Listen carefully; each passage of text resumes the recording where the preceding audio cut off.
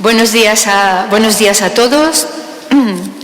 Este año celebramos la quinta conferencia entre la Sociedad Española de Epidemiología y el Centro Nacional de Epidemiología, como fruto de todos los años que llevamos trabajando, que no son estos últimos 5, sino muchos más. Llevamos trabajando muchos años en vigilancia, en investigación.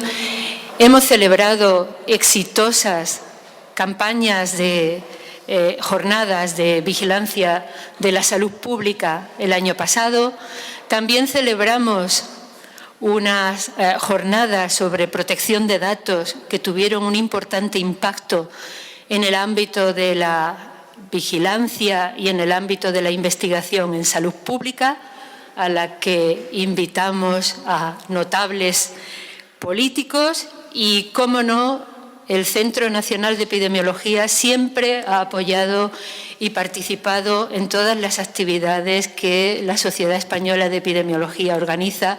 Prácticamente todo el centro es miembro y socio de la Sociedad Española de Epidemiología.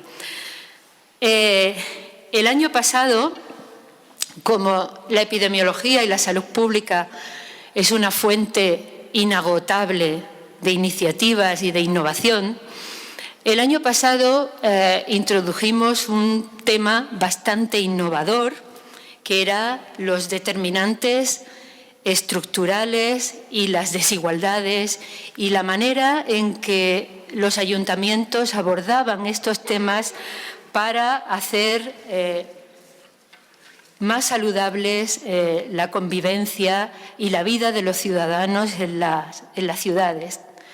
Este año, en 2016, vamos a ir mucho más allá y nos vamos a enfocar en las consecuencias pasadas, presentes y futuras de la exposición a riesgos y situaciones adversas dentro del marco de la salud en el curso de vida, que es un concepto relativamente novedoso, aunque ya está en las webs de los organismos internacionales y ya hay investigadores e instituciones, aunque todavía pocas, Esta es un ejemplo, trabajando en el ámbito de lo que es la salud en el curso de vida. En epidemiología, este marco es un marco que trata de identificar los procesos biológicos, conductuales y psicosociales que operan a lo largo de la vida en las generaciones y en los individuos. Es un nuevo concepto al que tenemos que adaptarnos dentro de un marco de investigación y de vigilancia en salud pública.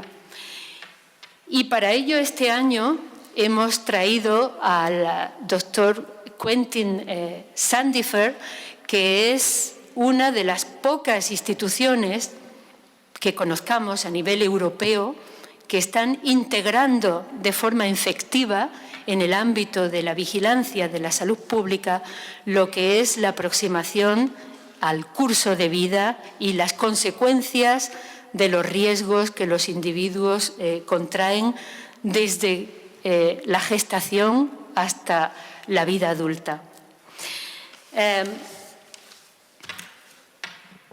Voy a hablar para que él pueda comprender y voy a presentarle. Quentin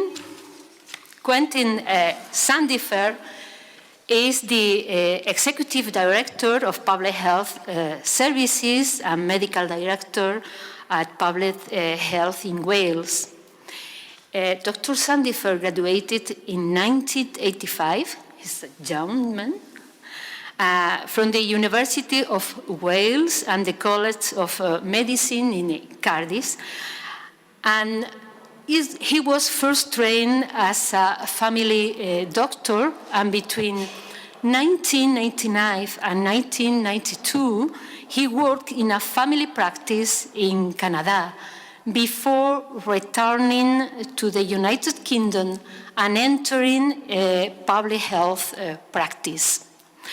In October 2012, he returned to Wales to take up his current position as Executive Director of Public Health and Medical Director in Wales. In 2009, he helped develop a flu line for the UK Department of Health in response to the pandemic influenza in 2014, and oversaw the public health planning for the NATO, for the conference of the NATO in the summit of 2014. But the most important and the reason for what he's here giving this speech in our conference this year is because now he's ahead of the health approach of well-being for future generation, which is an act in Wales. I met Quentin first time in a IANFI meeting in Netherlands, and most recently in Shanghai, in the annual conference of the IANFI. IANFI is the International Association of the National Public Health Institutes in the world, where Instituto de Salud Carlos III belongs as a founder member from 2005, if I remember well. Well, in Shanghai, last time, but also in Netherlands, Quentin and his team, impressed by their health leadership of the initiative of well-being for future generations, and also regarding a speech that gave Dr. Bellis, belonging to his team, regarding adverse childhood experiences in children and its long-term health consequences. He's much to tell us about the well-being for future generations, which is an act to improve the social, economic, environmental, and cultural well-being in Wales. It is an example on how public bodies are dealing with the long term in health by integrating multi-sectoral policies and putting people working together just to make it. In Wales, this act promoted something that I have found very interesting. They promoted a national conversation and invited people to give an opinion about the Wales they want for the future. Both, not only for the futures, but also for the present. Well, I think we're looking forward to hearing you and your speech, and I hope we have a lot of questions after your speech, and we can have time to discuss and to give some opinions about how to deal with this initiative, for example, in our country. Well, no quiero terminar sin felicitar a Carmen Vives, porque es nuestra nueva presidenta de la Sociedad Española de Epidemiología. Hay que decir que Esteban Fernández, durante su mandato, tuvo grandes iniciativas y cosechó buenos éxitos. Esperamos que tú también sigas progresando en la línea de los éxitos que están en marcha e introduzcas muchos éxitos nuevos. Y también decirte que nos alegramos que esta vez seas una chica. Y bueno, quiero agradecer para terminar a todas las profesionales del Instituto de Salud Carlos III y del Centro de Epidemiología que han participado a lo largo de estos días para que todo funcione bien, se transmita por streaming. Los epidemiólogos y las profesionales en las diferentes comunidades autónomas y en el conjunto del Estado puedan conectarse sin problemas, eso espero. Y, sin más, le cedo la palabra a nuestra presidenta, a Carmen Vives. Muchas gracias. Gracias, Isabel. Bueno, pues yo voy a empezar con los agradecimientos, sumándome a los que ya has mencionado, Isabel. Y, bueno, por supuesto, en especial a Elena, que ahí la tenemos, Elena Vanessa, que además es compañera de Junta de la SEE, como ya lo sabréis muchos de vosotros, y que sin ella, con su ayuda, hemos podido llevar a cabo esta sería la segunda, ¿no? La segunda jornada en la que te ves involucrada, o sea que muchísimas gracias por todo el tiempo que le dedicas. El agradecimiento también, como no, al Centro Nacional de Epidemiología y al Instituto por la sede y además por hacer posible un año más esta jornada conjunta, que espero que cumpla, ¿no?, las expectativas como viene siendo lo habitual. Os agradezco a los que estáis aquí, obviamente, porque habéis hecho un hueco en la agenda para no fallar esta cita, y también para los que me consta, ¿no?, que seguirán esta jornada por streaming, ya que, bueno, desde hace unos años tenemos también esta posibilidad, porque no siempre es fácil desplazarnos para poder asistir a las jornadas que se desarrollan desde la Sociedad Española de Epidemiología y esta conjunta, ¿no? Por supuesto, a nuestro ponente. Thank you very much for accepting our invitation. It is a pleasure to meet you, and I hope that you be very well here with us. Y, por supuesto, un afectuoso agradecimiento a los que realmente idearon tanto el tema como la selección del ponente, en este caso Isabel Noguer, pero también Esteve Fernández, que hasta ahora ha ocupado la presidencia, ¿no?, de la Sociedad Española de Epidemiología, y que le hubiera gustado venir, aunque ya no es presidente, pero le hubiera gustado mucho venir, pero bueno, por problemas de agenda no puede estar aquí. Mis agradecimientos también por el esfuerzo realizado. Para mí es un honor participar como presidenta en la presentación de esta jornada, que en esta ocasión se centra en la experiencia de Gales sobre el desarrollo de un plan de salud que integra la perspectiva del curso de vida, como ya ha comentado Isabel, en sus intervenciones a favor de la salud. Se trata del plan integral para el bienestar de las generaciones futuras, y un plan de estas características tiene que llevarse a cabo con un enfoque que nos recuerda al lema que adoptamos en nuestro último congreso de la Sociedad Española de Epidemiología sobre epidemiología para todas las políticas.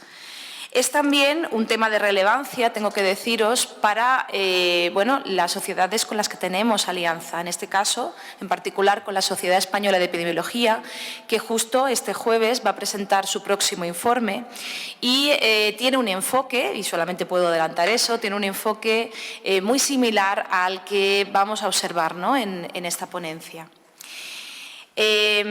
Además, saco un poco de los recuerdos, ¿no?, las conclusiones de la última jornada del Grupo de Vigilancia Epidemiológica de la SEE, en el que en parte de esas conclusiones se recogía la necesidad de desarrollar sistemas de vigilancia epidemiológica que no solamente nos permita, ¿no?, el seguimiento de lo que son los problemas de salud y también algunos factores de riesgo, quizás más asociados a los estilos de vida, sino también que nos permita, con ese mismo sistema, poder también hacer ese monitoreo de los determinantes sociales de la salud.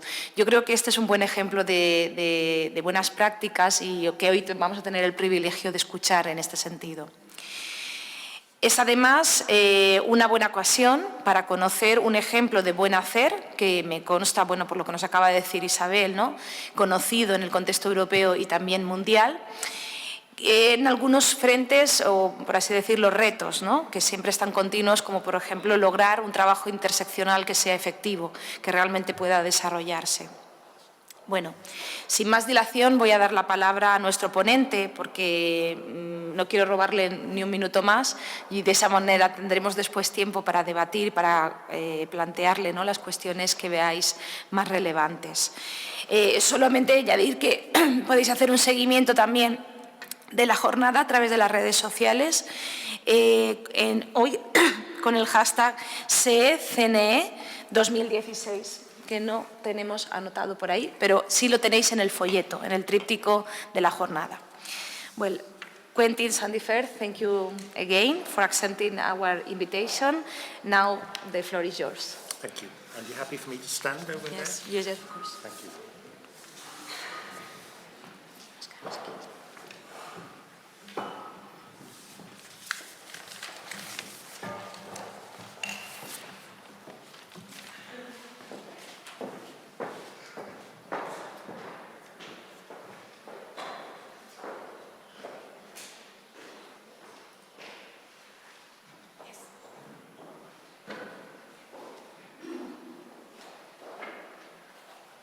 Well, good morning, and thank you very much indeed, Isabel, and for inviting me here and for your very generous and warm introductions. You know, it's really interesting that you've asked me to talk to you about health, globalisation and sustainable development, because in many ways, now is the best of times and arguably potentially the most risky of times for this very subject. If we just look back only a year to 2015, it's very likely that that year will be remembered as a landmark year for humankind. And that view may be significantly influenced by the results of the US election just a week ago. And I don't think we can ignore what has happened in the United States as we consider the issues that I'm going to talk to you about.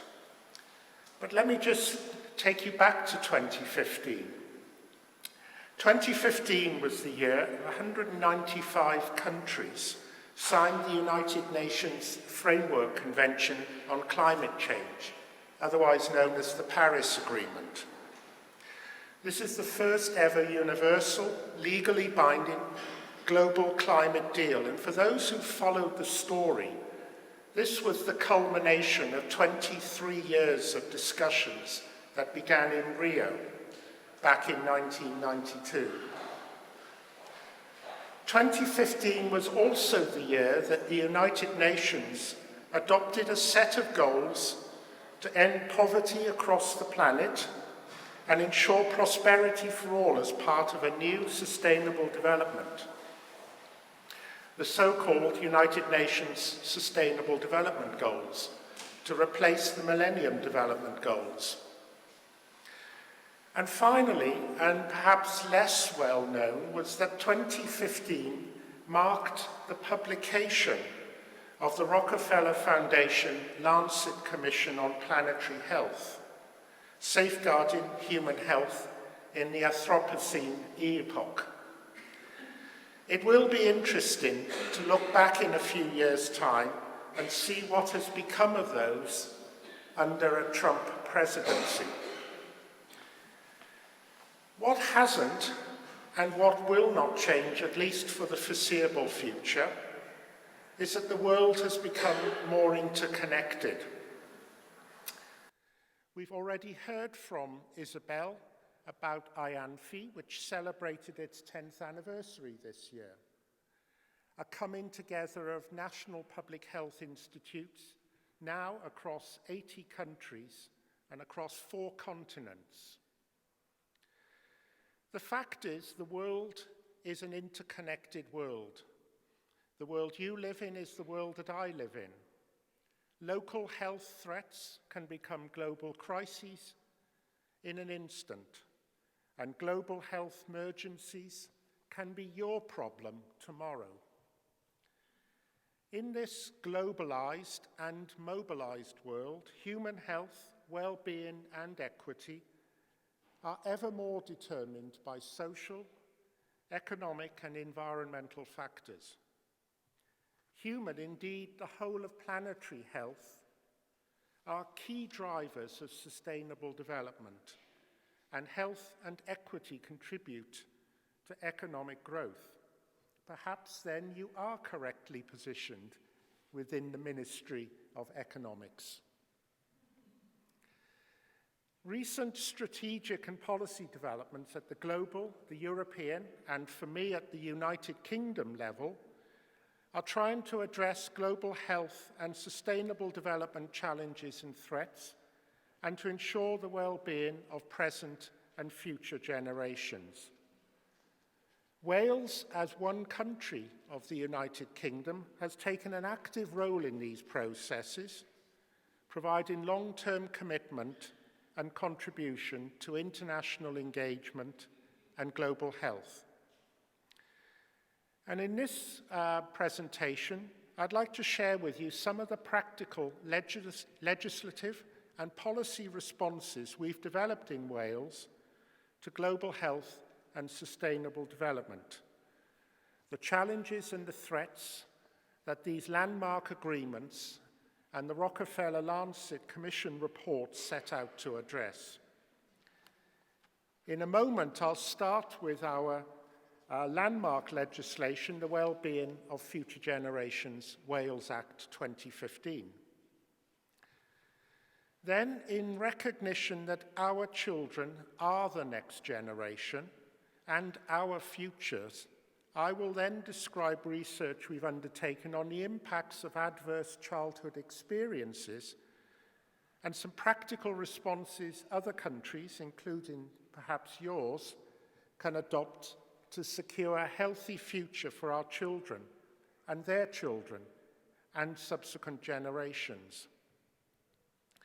I'll then turn to a slightly different direction, and noting that you have a strong interest in epidemiology and the threats from communicable diseases in particular, and reflecting my own personal experiences in health protection, I'll talk about a practical response from Wales to global health security, particularly from communicable and environmental hazards, illustrating how the reach of a small country can extend far beyond its borders. And then finally, I'll briefly close by introducing ongoing work we're undertaking in discussions with the Welsh Government and our Public Health Minister to define a Welsh model that will allow Wales to continue to be an active and leading participant in securing, promoting, and making a difference to health and sustainable development in our world, what we've grandly called a pathfinder for global health in Wales. I've brought copies of reports of all of these, which I'll leave with Isabel, and I can always provide you electronic links after the meeting. But very briefly now, just a little bit about Wales and Public Health Wales. I'm sure you all know where Wales is, and perhaps even something about Wales. Wales is one of 4 countries that together make up the United Kingdom. We are still a United Kingdom, despite the Scottish Government's best efforts. At 3.2 million, the population of Wales is roughly equivalent, I believe, to Greater Madrid. We're not large. But, as I suspect is a familiar story to you, we have a very distinct cultural identity. We have our own language. And since 1999, Wales has its own legislature and some devolved powers from central government, including all of health policy. Indeed, in the years since 1999, the United Kingdom has evolved into 4 distinct national health systems, each with their own distinctive public health system. And I'm pleased to be the Executive Director for Public Health Services for Public Health in Wales. Public Health Wales has been restructured in the last 3 years and now has 6 principal directorates. The directorate I head up, if you like, oversees all the externally facing direct contact services, screening programs, national immunization programs, health protection, emergency planning, preparedness and response, all our laboratory services in support of health protection. And we have roughly 2/3 of the budget and about 2/3 of the staff. So that's about £70 million. We're approximately parity euro at the moment, so about €70 million. and about 900 staff. The other directorates include health and well-being, who are focused on health improvement, all of the life course and determinants of health work, and manage our National Health Intelligence Service. Professor Mark Bellis, referred to by Isabel, who travelled with me to Shanghai a couple of weeks ago, heads our policy, research and international development, although I hold the lead for IANFI and for global health security. We have an internal quality assurance directorate led by our executive nurse, who has professional oversight of all the non-medical health and laboratory staff. We run the Quality Improvement Service for our National Health Service in Wales. And then, of course, we have finance, corporate and operational and performance management. So if I turn now to our Wellbeing of Future Generations Act, and I'm going to introduce this, if I can, there we are, by telling you about Megan's story. Welcome to Wales, Megan. Welcome to the world. A bit, please. A new life is a time to be optimistic. But what does Megan need to justify our optimism? The NHS has already helped her healthy birth, and health services will continue to support her for the rest of her life. As she grows up, she will need a good education, starting at home, then at school, then maybe university or taking up an apprenticeship. Megan will also need a good job where she's happy and prosperous. If Megan is to succeed, whatever her background or circumstances, she'll need to live in a more equal Wales. She'll need to live in a community that has everything she needs to thrive and prosper. For Megan to be happy in her community, it will need to be attractive, safe and supportive. She may enjoy visiting museums, watching a film, a local show, dancing or other art. As a Welsh speaker, she'll want to do so bilingually. She'll be proud of her heritage. Whether it's simply getting to school, work, or the shops, she'll need to be physically active throughout her life to keep well. And she'll need to live in a community that promotes good health. Megan will also need fresh water, clean air, and healthy food.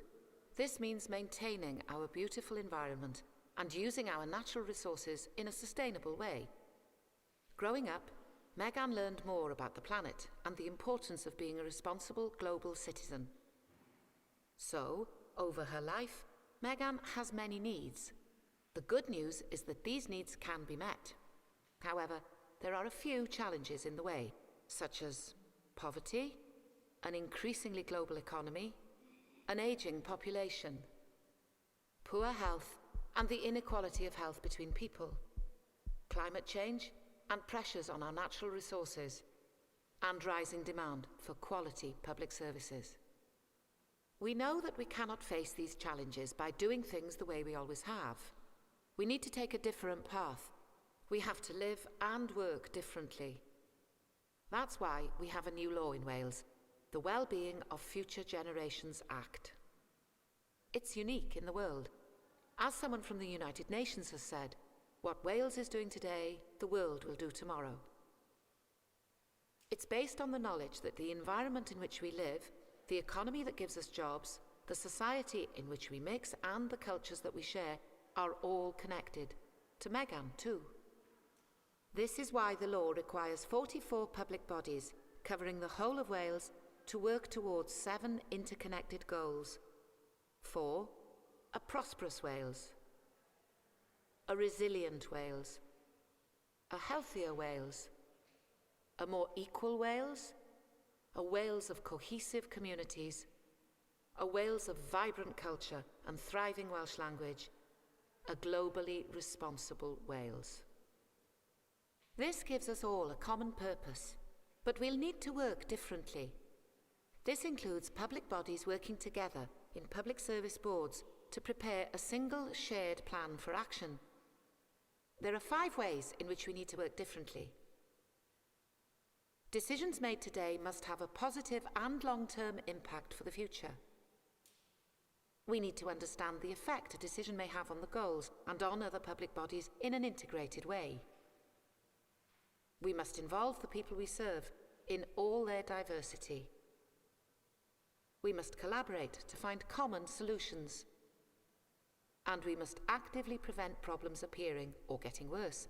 Prevention is better than cure. The law requires us to do all of these things. This is a big change. But it's not just for public bodies. Businesses, the third sector, you and your community can also play an important part. The law has set up a Future Generations Commissioner to encourage, advise and promote this change. The Commissioner will act as a guardian for our future, for Megan's future, and for people of all ages. This is the Wales that Megan wants. It's the Wales we all want. To find out more about the Act, you can visit the Wales We Want and Welsh Government websites.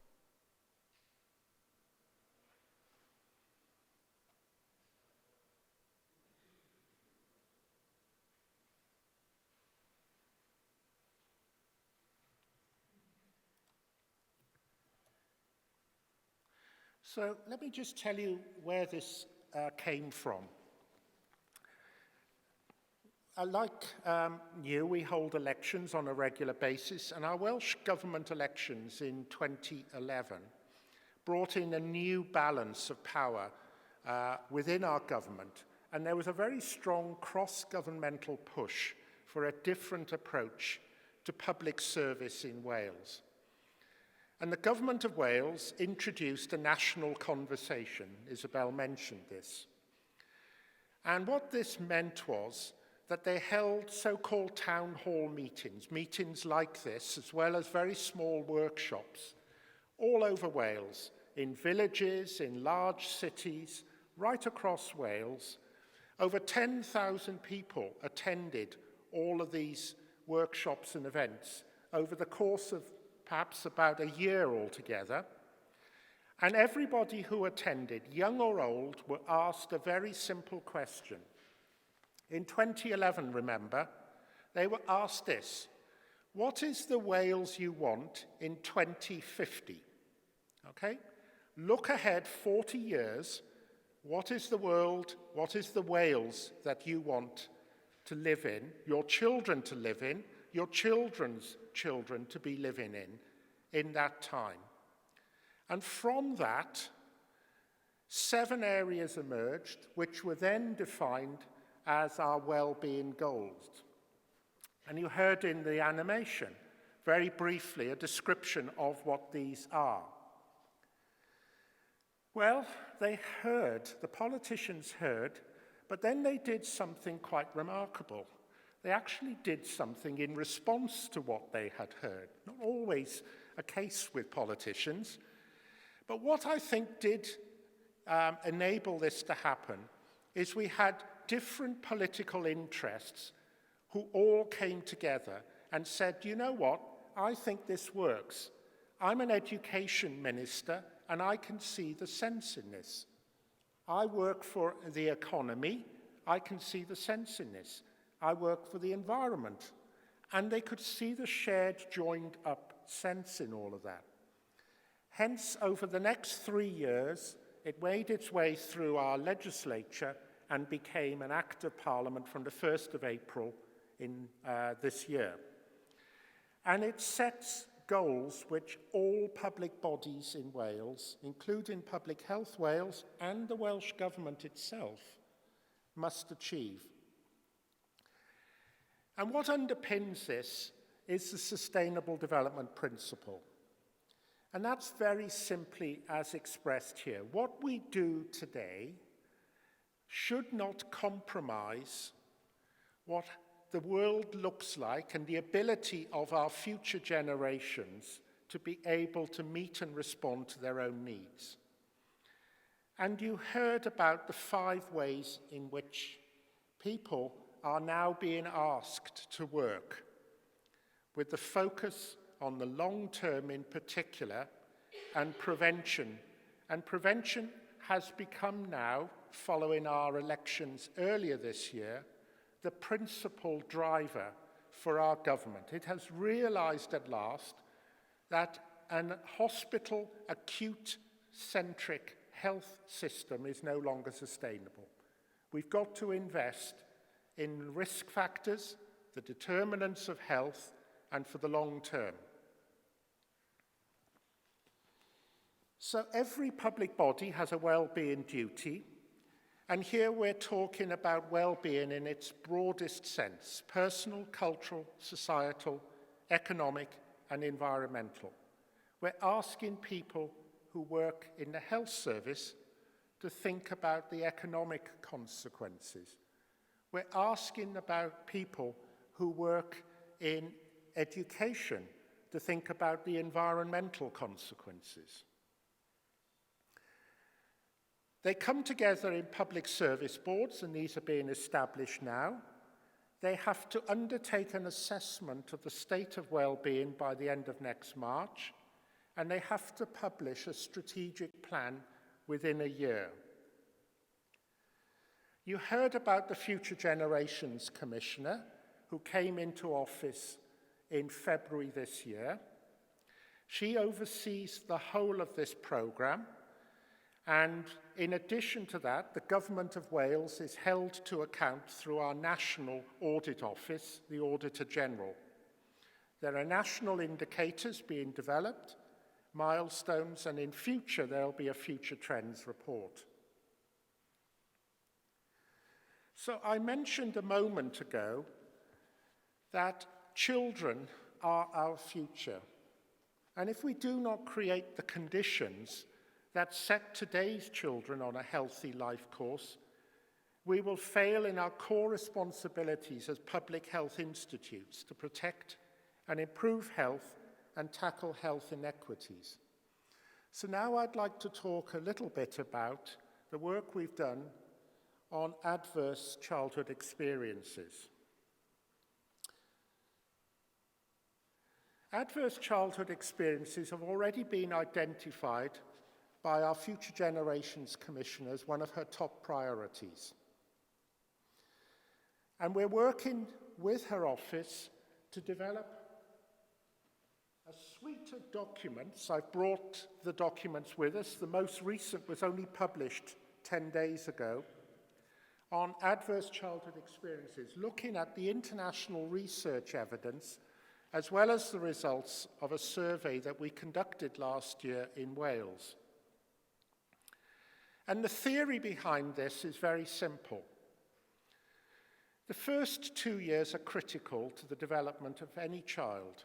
That's when the greatest amount of neurological development takes place, and subsequent development is largely in those areas of learned empathy, of trust, and socialization. And here is a familiar curve to anyone who's aware of the so-called fight or flight response. If you're exposed to a threat, hormonal levels increase. You either fight or run away. Eventually you become exhausted, and then you recover and resume rest. But if you are subject to repeated, sustained threats, essentially your resting position is reset at a higher level, a so-called fixed allostatic load. And this is the consequence that we're describing for adverse childhood experiences. What we're saying is chronic stresses from ACEs particularly result in, for example, violent behavior, because your brain has in effect overdeveloped its life-preserving function. Or in school and educational performance, you might be anxious, disengaged, or even a poor learner. And this applies throughout the life courses. So a child exposed to adverse childhood experiences effectively has reset their nervous, hormonal, and immune development, which is expressed through different social, emotional, and learning behaviors. translated into health-harming behaviours, perhaps even destructive and criminal behaviour, and then that is expressed through non-communicable diseases, disability, social problems, and perhaps even premature death. So what we did last year is we surveyed over 2,000 people between the ages of 18 and 69, and we asked them about stressful experiences that occurred to them during childhood, experiences that directly affected them, whether it was sexual or physical abuse, or affected the environment in which they grew up, a house with domestic violence, for example. And these are some of the findings. Nearly a quarter of children and young adults reported experiencing verbal abuse. 1 in 7 physical abuse and sexual abuse, 1 in 10. And you can see the levels of parental separation, mental illness, alcohol abuse, and even incarceration in those environments in which children grew up. And for every 100 adults in Wales, what we just found was that 47 had had at least one of these experiences, and 14 had suffered 4 or more of them. Now, Professor Bellis presented findings from elsewhere in the world, and there are 29 countries actively researching adverse childhood experiences at the moment, and these findings are broadly similar, and these countries span development, they expand ideologies. We're talking about countries in Europe, Asia, and in North America. And these are the consequences for people who have 4 or more ACEs. They are 4 times more likely to be a high-risk drinker. They're 6 times more likely to have engaged in sex before the age of 16, 14 times more likely to have been the victim of violence in the last 12 months, and perhaps 20 times more likely to be incarcerated at some stage in their lives. If you turn that around, the benefits from preventing ACEs can be described as follows. We could reduce heroin and crack cocaine use by anything up to 66%, violence perpetration by 60%, teenage sex by about a third, even smoking over and above our smoking cessation programs could be further reduced by another quarter. And in terms of the end stage effects, research now clearly demonstrates, and the findings in Wales support the results elsewhere, that if you are, say, a 69-year-old male, then nowadays you could expect roughly 48% of 69-year-olds could be disease-free if they've only had 1 adverse childhood experience. If they've had 4 adverse childhood experiences, that's just 17%. So what we are now doing is developing a program of ACE-informed professionals, politicians, and the public. We're introducing programs to support benefits, and I'll skip through some of these. The slides are available. They're very detailed. But what we want to do is move from programs into practice. And the university in Cardiff is undertaking a systematic review of the impact of a universal parenting support service that we are introducing. From America, we're now adopting so-called safe babies courts, where we train the judiciary in early adverse childhood experiences, and they have radically transformed the way they undertake child and family cases. And early comparisons now show that children who go through these courts, by comparison with traditional courts, are much more likely to end up in permanent family placements, leave foster care early.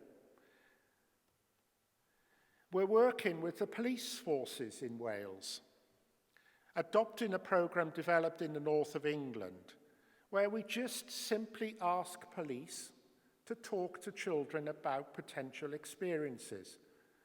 And if they respond to domestic incidents, to make a point of asking to speak to children. A prevention strategy. And we're now starting to introduce new interventions to prevent antisocial life courses. We're working with our education ministry, picking up on an idea from Washington State in America, where ACEs were identified as the best predictor of health attendance and behaviour.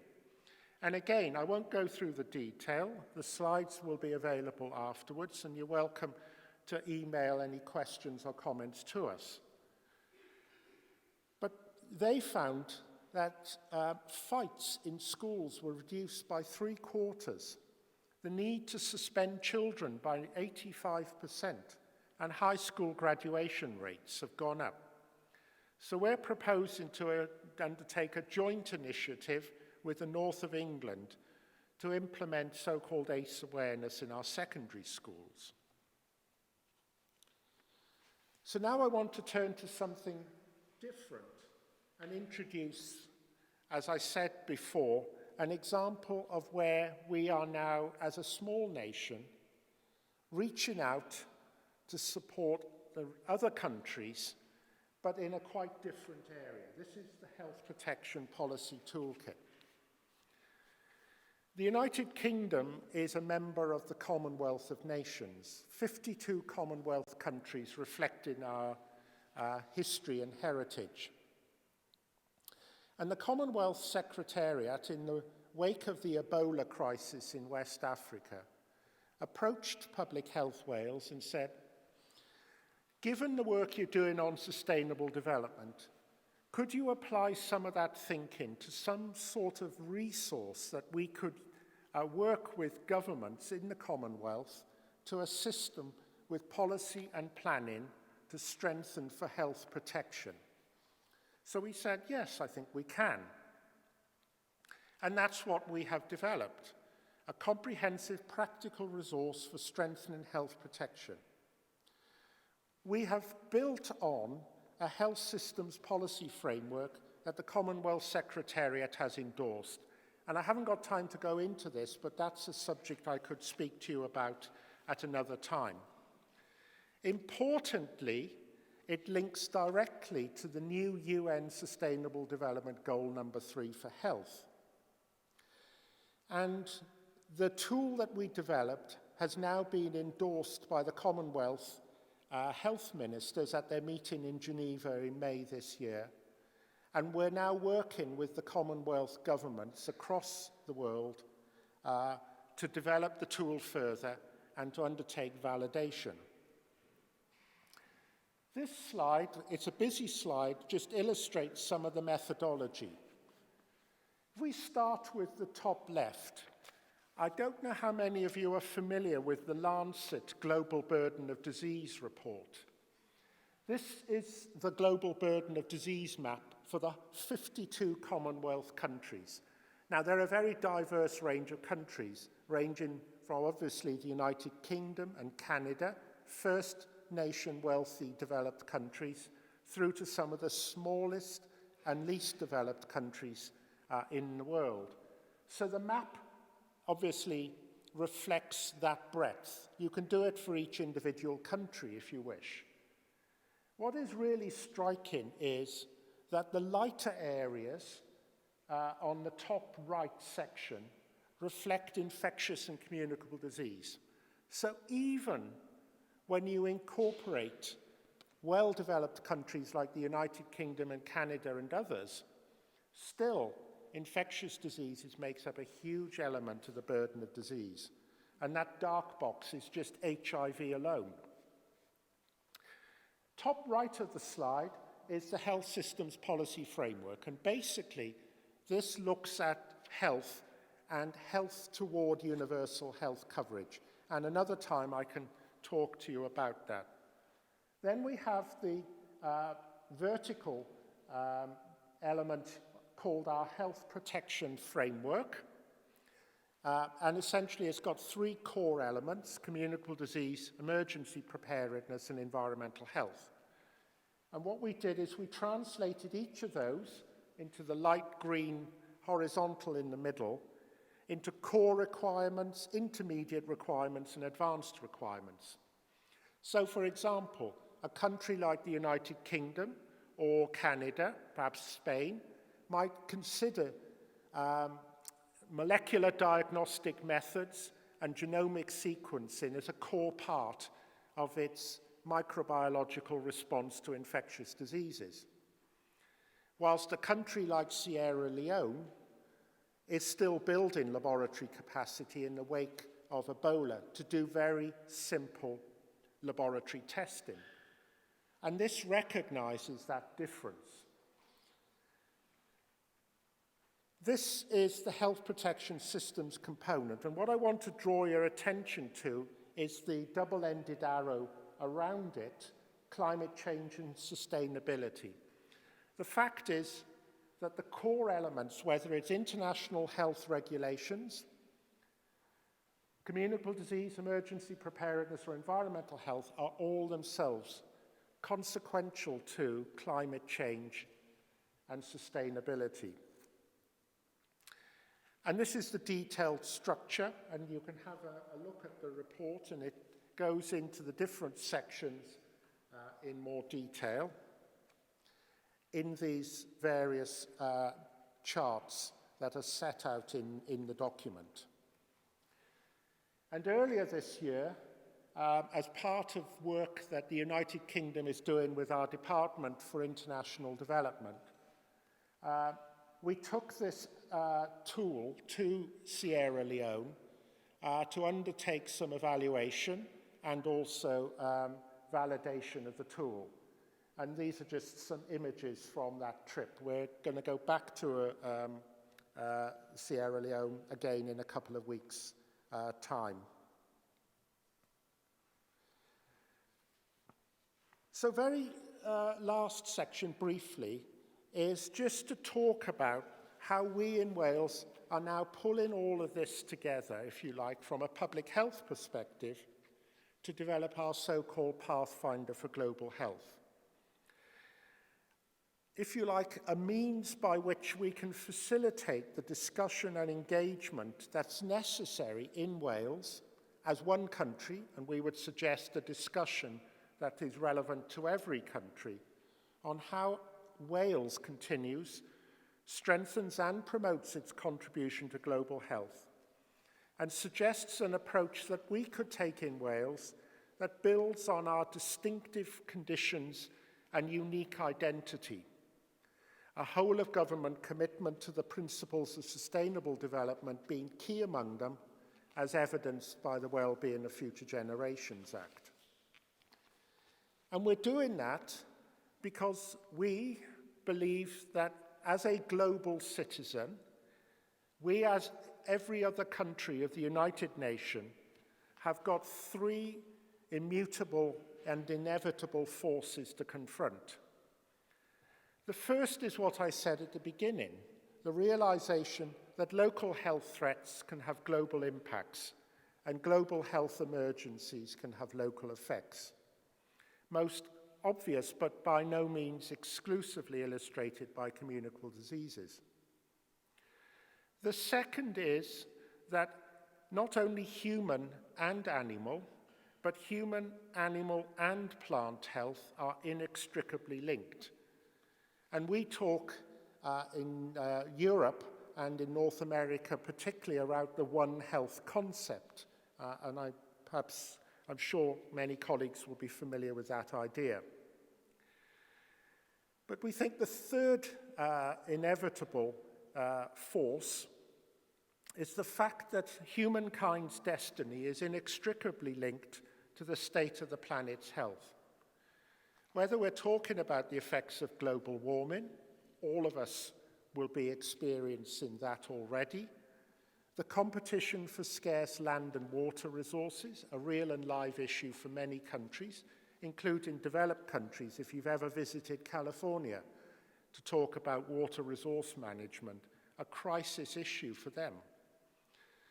But also, for us in Europe, the mass displacement of human populations because of war, violence, and extremism. Our response, for example, to the migration crisis over the last 18 months.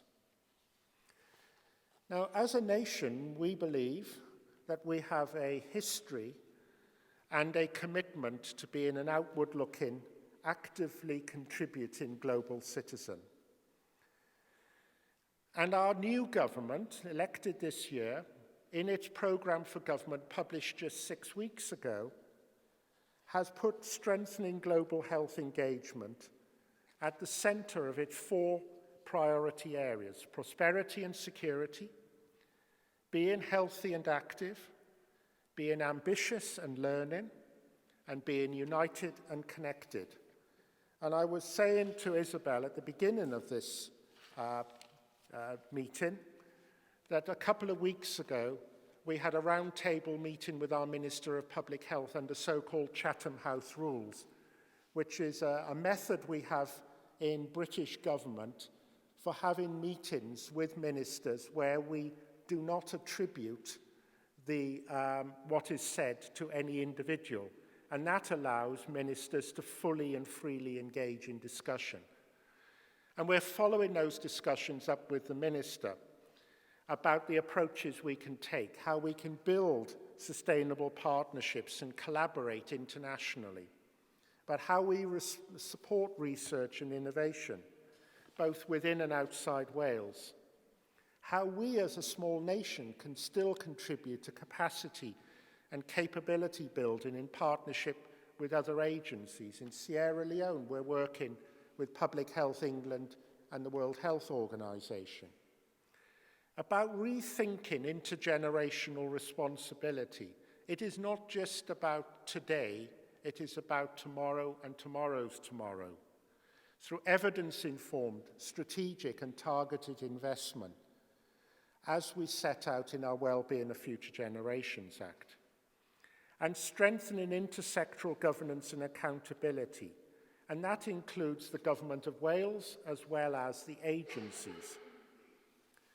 So just to close, Wales, its government and its National Public Health Institute, my organisation, Public Health Wales, is committed to health and sustainability, to these 17 goals. We believe our Wellbeing of Future Generations Act, if successfully implemented, effectively addresses the UN SDGs for Wales. Public Health Wales is also committed to securing the future for the next generation through its work on adverse childhood experiences.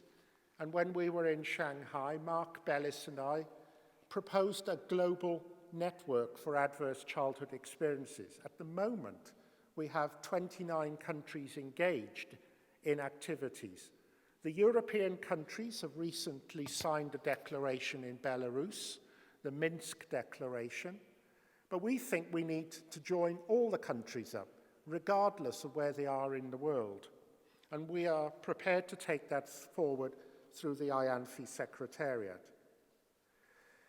And at the same time, we will make our contribution where we can, intellectually or in person, with organisations like the Commonwealth Secretariat and our Health Protection Policy Toolkit, and nationally within Wales through its leadership of the Welsh Pathfinder for Global Health. Thank you.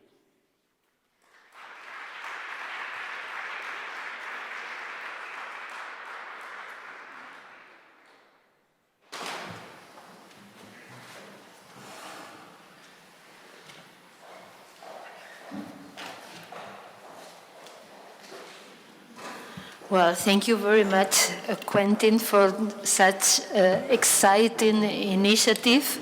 For your success to follow different countries, to follow different countries this initiative.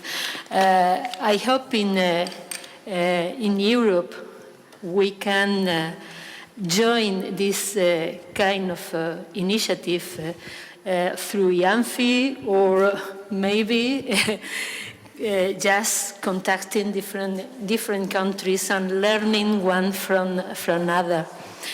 I don't know if you want to make some comments. No, thank you very much for the presentation. And now we have time for a few comments. In fact, we have half an hour approximately. So, si queréis hacer algún comentario, dirigirle alguna pregunta, tenemos tiempo para el debate, tenemos tiempo también para hacer algunas preguntas. Se abre en este momento. ¿Ahí? Las personas que están conectadas por streaming, yo creo que pueden enviar mensajes, ¿no? A través de... No, hacer comentarios en Twitter o en... Vale.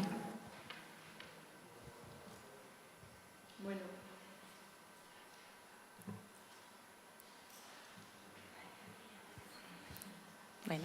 Rosa. Gracias. Thank you very much for your presentation. I am wondering, how are you going to measure all of your developments and steps forward with this plan? That's a very good question. So I made reference to the national indicators that are being developed at the present time. We already have national public health indicators, the sorts of things you'll be familiar with, vaccination and screening uptake rates, smoking prevention programs and so on.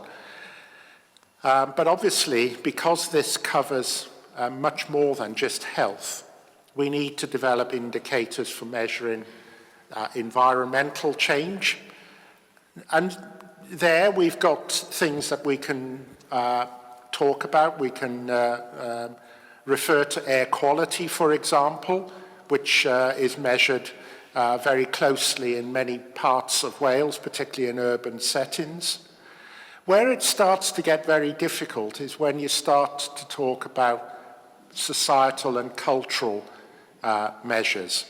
And there we've really, I don't think, yet worked out exactly how we're going to measure things like that. Clearly, the work that we're doing with adverse childhood experiences, what we are using as measures there will be particularly focused either on lifestyles, drinking, for example, use of drugs,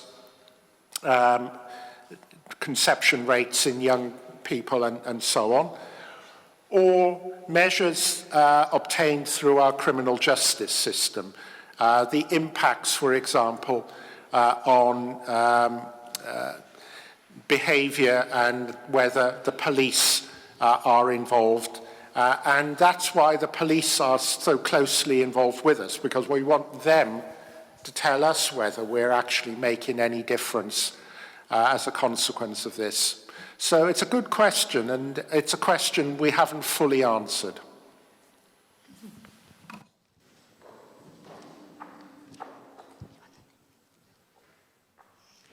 Thank you very much, Dr. Quentin. It's been a pleasure to hear you. I'm Oriana Ramirez from Is Global, the global health think tank of Barcelona. And I'm here because I've been commissioned to write some tips for our government. We've been following the SDGs debate internationally and nationally very closely, and I came here to get some inspiration from you in this sense, because we just have a government. So my question is, what would be the 3 tips you would give today to the Spanish government to start in this SDGs implementation.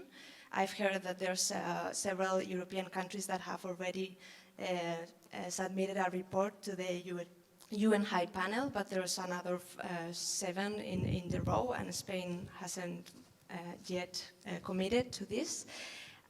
So some tips, and I'm also really interested in getting to know more practically what is this intersectorial work look like? Where are the friction points? I've been reading a lot about the theoretical, so where the SDGs meet. There's some SDGs that can influence others, and there's some gray areas there. I've read a lot about, for example, we need to end hunger. That would the means to do that maybe is agricultural, very extensive. That puts some pressure on biodiversity and other environmental goals. What are those friction points with the health sector? What have you encountered with the people, in the economy, ministry, and so on? I'm really interested in hearing those 2 questions. Thank you.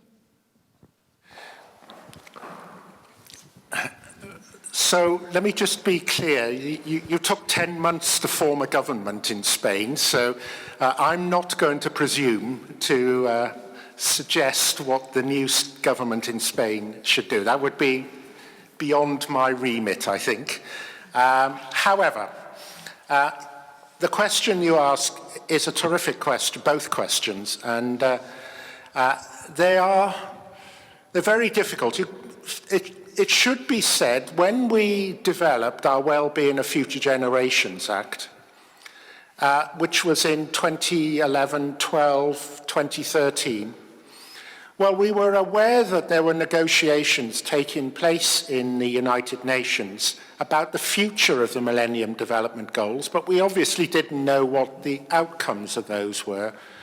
And I think I need to make it clear, we didn't write the act because we had any foresight, any magic awareness of what the United Nations Sustainable Development Goals would come up with.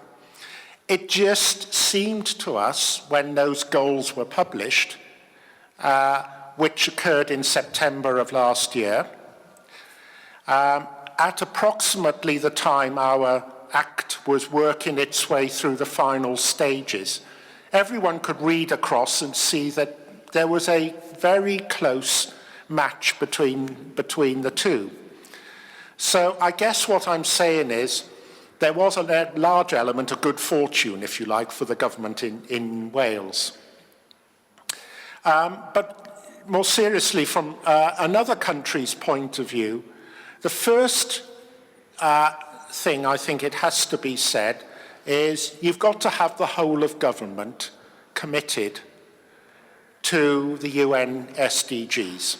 That's every ministry, because every ministry will need to contribute to that country's success or otherwise. And every country will have a different mix of ministers and a different set of political considerations. And so even with the best will in the world, you can have a prime minister or a president fully committed, but he's got to then get his whole cabinet to support that. We were lucky in the sense that we had 3 ministers in particular, communities and local government, the environment and health, who just happened to see at the time we were discussing this, the national conversation, that this could be mutually beneficial to them, and that coalescing enabled the rest of the government to come together. But if you just have your health minister, and the general view is that health ministers rank somewhat way down the list in terms, unless there's a crisis, health ministers' considerations are often fairly low down on the list of ministerial priorities. That can become a challenge. So I think really the challenge for Spain, for the government of Spain, has to be a willingness on the part of the new government to see this as a priority, and a priority that it's prepared to invest in collectively. But beyond that, I couldn't really comment, because your politics will determine your priorities, and it may be economy or employment or whatever. The really, really imaginative politician would recognize that the economy or employment could be addressed at the same time by addressing the SDGs. I'm not presuming to comment on your politicians here. So I just offer that observation. The second part of your question is a good one. There are many tension points, but I think I'll pick on one. And the one I'm going to pick on might not be the most obvious. I'm going to pick on trade. And the reason trade is a tension point is, well, first of all, as I think most people in Europe now know, Britain is heading for the exit door at the moment. We are, when somebody's worked out how it's going to happen, going to leave the EU. And we are trying to work out now, so what does that mean for Britain post-Brexit? Well, one of the things is that we may not have the same trade relationship with 500 million people, which means we've got to look elsewhere. And who knows how receptive countries elsewhere might be to that. We already, as some European countries have already expressed concerns about global trade deals. TTIP in Europe has been highly controversial. And we in public health, in myself, I'm not here saying my organization doesn't have a position on TTIP, but I and many other public health professionals have deep reservations about TTIP. As it happens now, the change of administration in Washington means that we may not have TTIP anyway, so that problem may have sorted itself out. But then we may not have other global trade deals. And then, so what does that mean? Particularly for a country like ours, that will now have to start actively courting new economic relationships. And that problem is now starting to surface, even now when we're probably 3 years out from the formal divorce being completed. So tension is one. Another we could go into is the whole migration issue. You will be well aware that the United Kingdom has taken what has been perceived as a very hardline approach to migration and the resettlement of migrants, particularly from Syria. And of course, that informed in large part the referendum and the outcome of the referendum in the United Kingdom. That issue hasn't gone away. Our public still want us to take that hardline approach. And yet that of itself creates a whole set of different problems that will impact on our ability to function effectively in the future in the world. So those are just two, and there are many others I'm sure I could think of.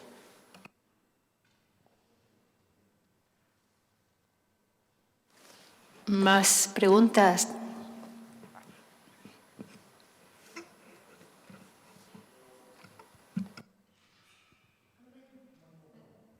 Oh, yeah. I'll just make one more comment. I was very conscious when I was talking to Isabel about what I might speak to you about. Clearly, Isabel was very taken by the Wellbeing of Future Generations Act, and we're very proud of that, and that is something that I am very proud to be able to share with you.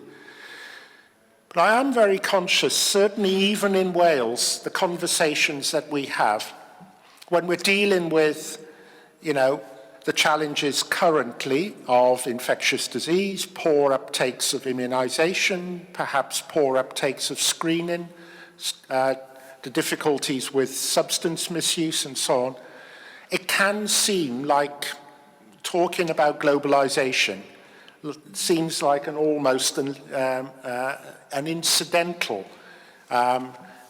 subject. Why might you be talking about sustainable development goals with a 15-year time horizon when your problem at the moment is that 1 in 5 of your young people are actively smoking and the tobacco industry is introducing e-cigarettes as a substitute?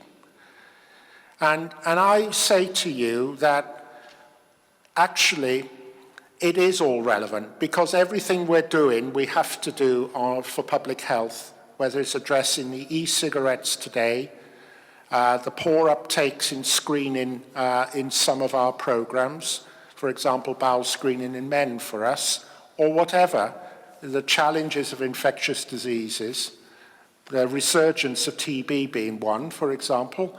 All of these things are about today. But actually, if that's all we're interested in as public health professionals, then we really shouldn't be doing our job, because we've got to be much more than that. We've got to be about tomorrow and the day after that. So that's, I hope, some context for the reasons why I, as a public health doctor, an epidemiologist, but actually as someone who is concerned about population health in its broadest sense, believe that we do need to engage in this subject. Yes, you're right. Sustainable development is something that we have to deal with together, nations, institutions, and why not, professionals. And today, because anything we can do today, we can collect for the future result. But I would like to go down, because most of people attending this conference are epidemiologists, and maybe most of them are wondering, how do you deal with this initiative? I mean, how do you deal to manage how many data that you need to collect in order to build information about health, about environment, about determinants, about how do you deal with different institutions in order to get so many data that you're needing to deal with this initiative? Well, we were talking earlier, Isabel, about this, and this is another example of where the specific conditions in each country are highly relevant. I would make it absolutely clear that we don't have the answer, but we are certainly starting from a very favourable position in the United Kingdom at the moment. So we have very well developed health intelligence and disease surveillance systems. So, for example, as I was explaining earlier, in Wales, the Public Health Wales is the single repository for all disease surveillance data, for health intelligence data, for disease registry data. Public Health England does the same in England. And although we have very slightly different software systems to support, simply reflecting the historic legacy of the investments we've made in our respective countries, those systems speak to one another.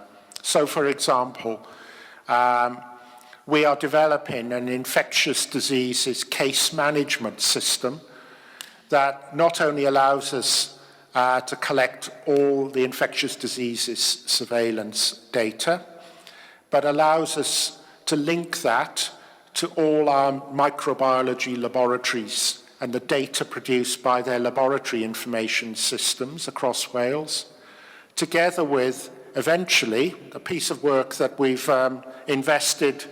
are investing, I should say, £2 million in, by December of next year, we'll have linked that also to our hospital clinical systems as well. So a nurse on a ward, when she enters information about a patient, a surgeon, when he writes his electronic report of the procedure he's undertaken in theatre, all of that data will be accessible to and linked to our infectious diseases case management system. In effect, the promise is, I mean, all of these things are only believable when they're delivered, but the promise is that I'll be able to sit with my PC in front of me, and on it, a dashboard will tell me the state of infection across the entire health system, across the whole of Wales. And that's the sort of thing that we're trying to develop now. Our cancer intelligence, cancer registry systems are the best developed of our disease registry systems. They've been in existence for about 25 years now. And our other systems for other diseases, like cardiovascular disease, are less well developed. But we're starting to develop those, and the intention is that Public Health Wales will be the disease registry organisation. We've now secured special accreditation for statistical management equivalent to the government's Office for National Statistics, which enables us for health statistics now to assume that role, and we're starting to develop those wider disease registries along the same lines as our cancer disease registry. So those are the approaches. Our health intelligence more broadly, determinants, risk factors and so on. Again, much of that is organised in a different way. The way we've delivered health intelligence has been in response to a question. So the question being, can you tell us about whatever it might be, the trend in cardiovascular mortality at small output area over the last 30 years or something like that. So rather than just being simply a database, what we've done is we've developed intelligence systems that can access data from a variety of sources, and a single national national health systems database does help significantly in this regard, enable us to answer those questions.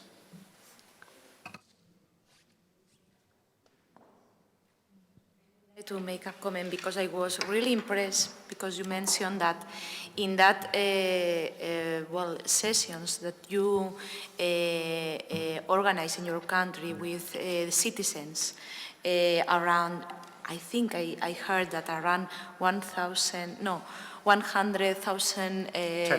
10,000, okay, 10,000 citizens ask that question about the future of Wales.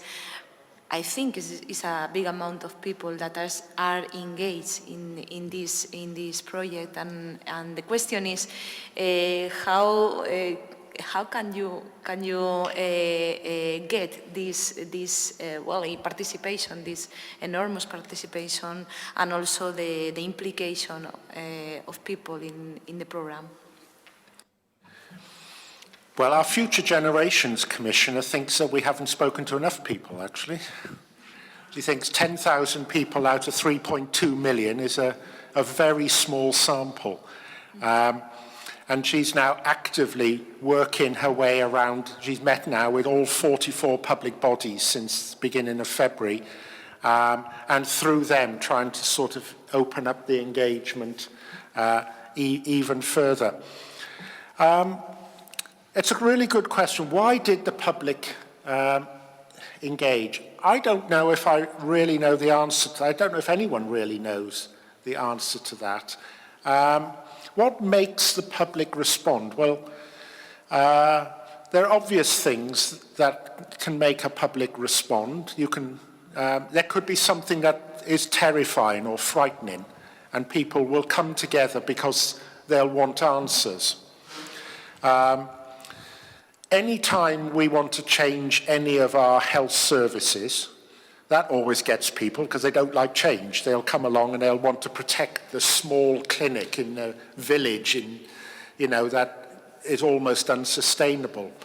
But those are obviously not good explanations for why people came together in response to this. And I can only surmise that there is something cultural about the Welsh that is very interested in its community.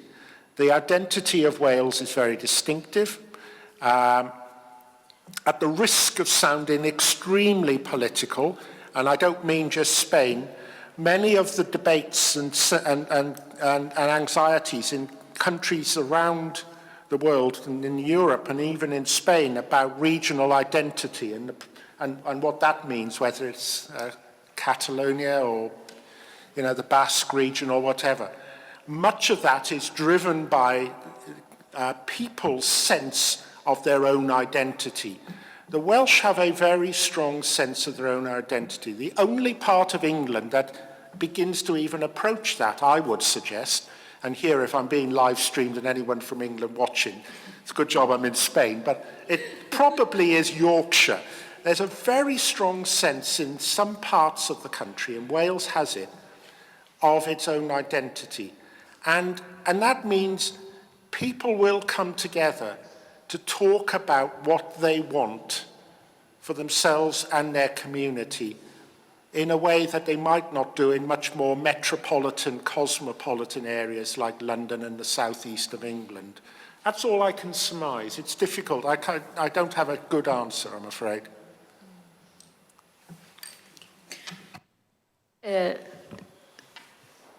No question. I have another small question. We are about to change government right now. We are going to have some different changes in different institutions. And would you mind to give us a clue to increase the will on addressing long-term health strategies in our new parent, new responsible of institutions?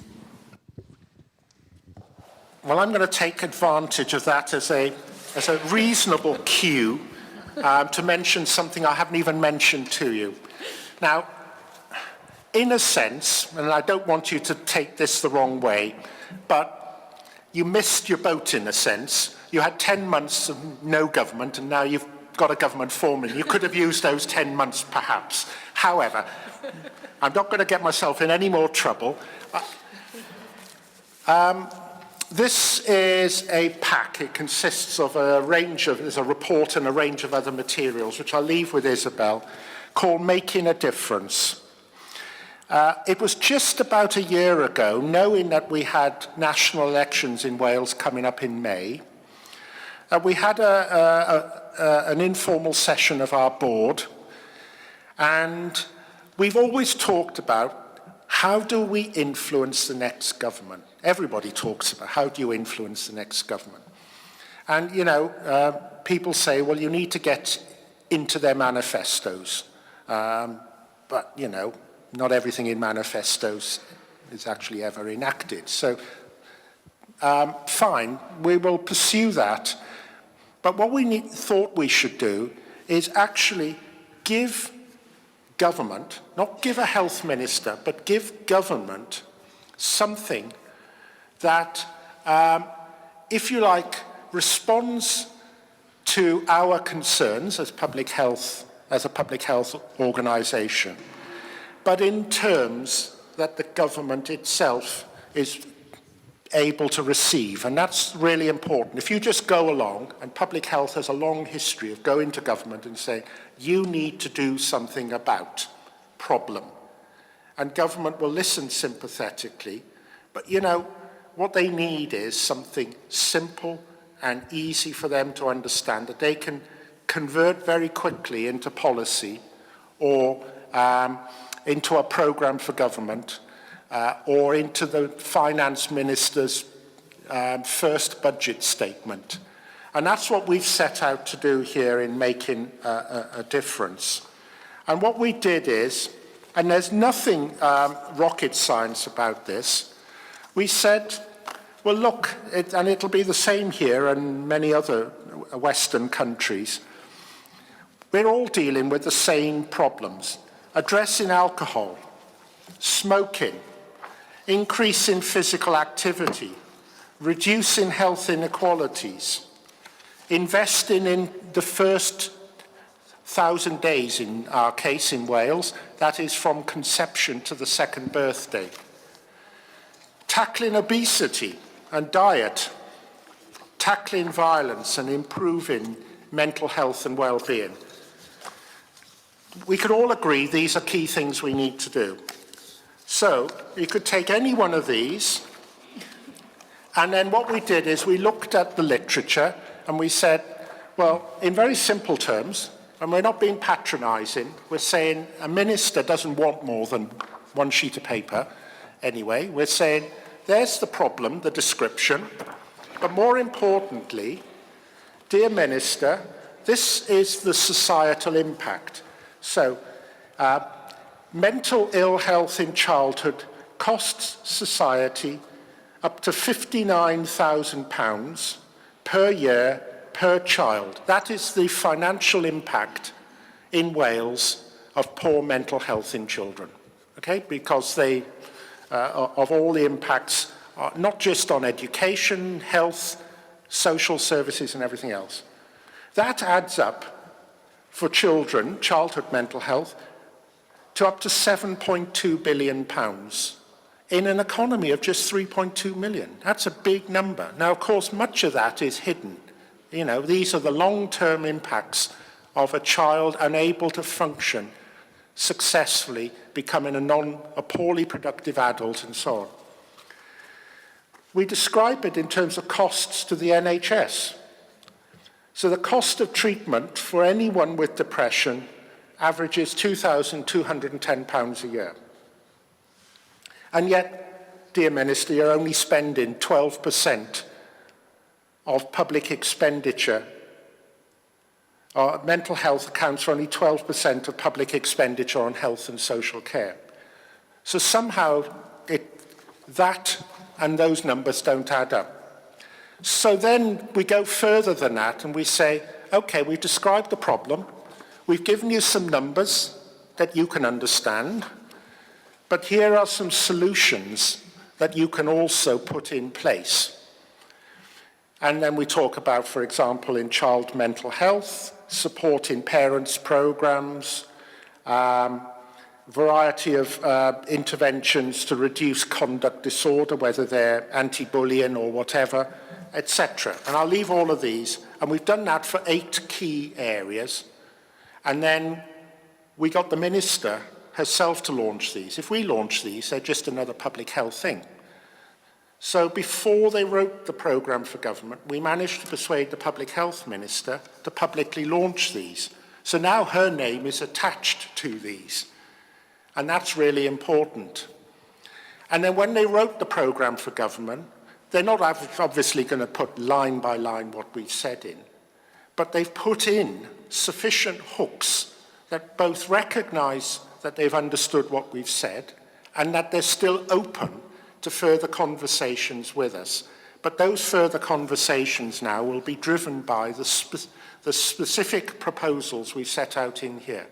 And that's a discussion that we're actively having. We're pretty well having regular discussions now with our health minister to try and see if we can get some of these initiatives implemented in the budget setting process for us, which is now starting to take place.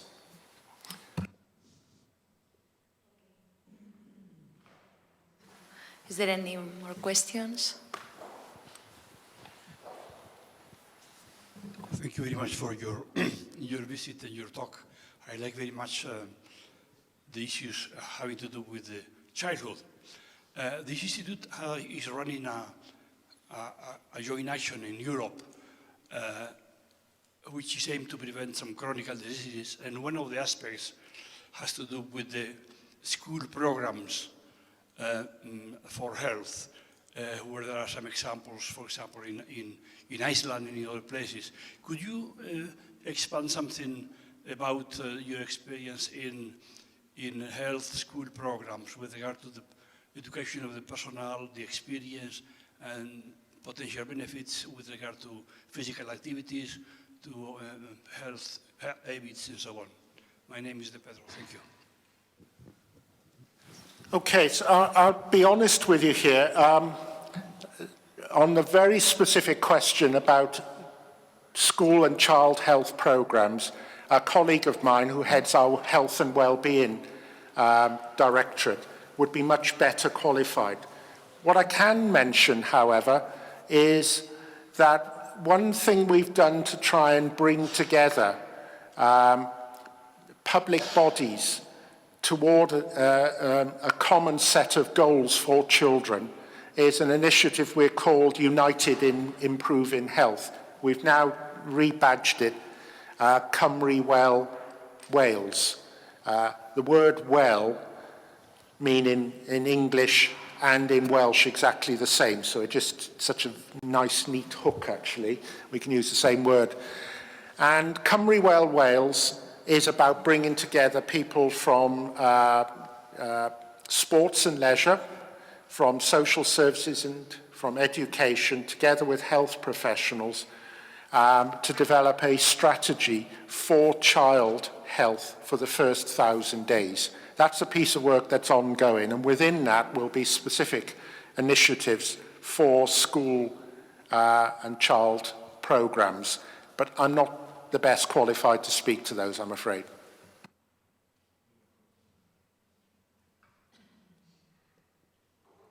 No hay ninguna intervención más. Realmente estamos. Thank you very much for your answers. Okay. They were as interesting as your presentation. And, bueno, como sabéis, viene siendo habitual cuando terminamos la jornada, os invitamos a un aperitivo que justo es aquí al lado, ¿verdad, Elena?